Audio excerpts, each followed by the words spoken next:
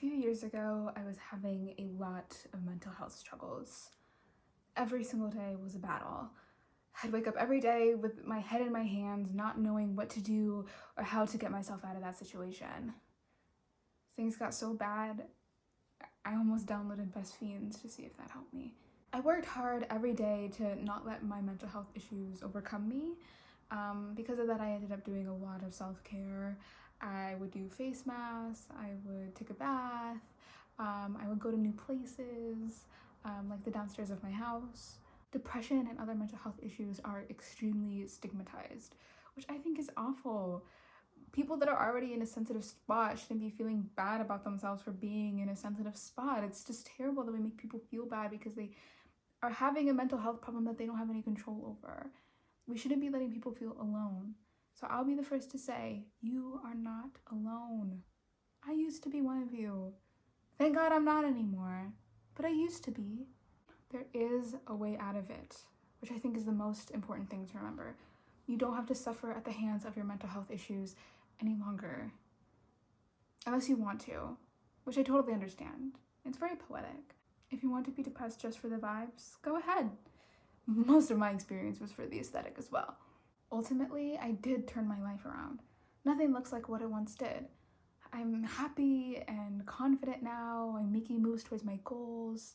I regularly run 5Ks. I've made more money. I've got better grades. I've made more friends.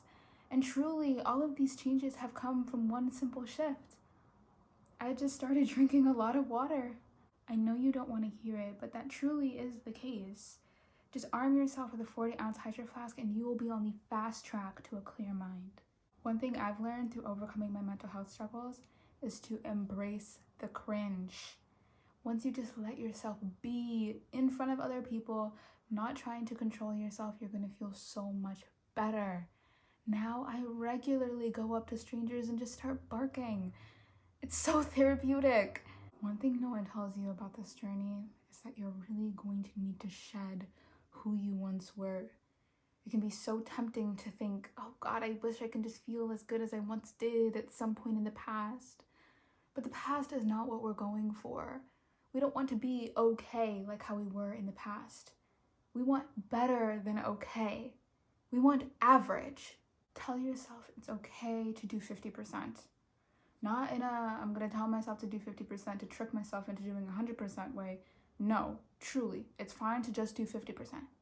Maybe even 45%. And then I'll go watch Love is Blind. Self-love is the most important thing. You've gotta love yourself. Look in the mirror and tell yourself 3 things that you love about who you are. I do this all the time. I'll say, I love my eyes. I love my generous spirit. I love that I never text people back. I love that I always choose peace. There are many avenues towards feeling better, but truly the most important thing is to just be consistent. Show up for yourself as often as you can, and that's really what's going to make a difference in the long run. So maybe you can pick up journaling or being an axe murderer, whatever makes you feel like you. I thought I would save the tip that helped me out of my depression the best for last. As I've been saying, I used to be really depressed. I never thought there'd be a way out of my experience. I thought I was just going to be destined to the pits of my misery forever. I just thought that would be my life, honestly. But all of those feelings changed with today's sponsor, Squarespace. Click the link in my description to learn how to make a website so beautiful you'll never feel sad again.